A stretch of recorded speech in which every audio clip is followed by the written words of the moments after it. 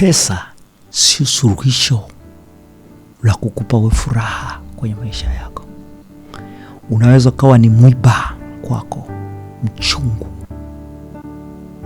ukakuharibia kila kitu, ukaharibu kila kitu ulicho nacho kwa sababu tu ya michongo, dili. Inawezekana wewe ndo dili kwenye hiyo dili. Ukitanguliza kusudi la Mungu, hata kama leo watu wanakucheka, hilo ndo litakalokupa utukufu. Hilo ndo litakalompa Mungu utukufu, kwamba huyu alionekana amekufa, alionekana ameshindwa, alionekana amedharauliwa, tulikuwa tunamcheka. Biblia inasema huyu si alikuwa anakaa kwenye mlango mzuri, huyu si ndo aliyekuwa kiwete hapo nje. Kila ambacho kinaonekana kinakudharaulisha leo, kesho kimpe yeye utukufu. Furahie kila kitu kinapokuja kama dili, kama ni chance, kama ni opportunity. Msikilize Mungu katikati ya dili.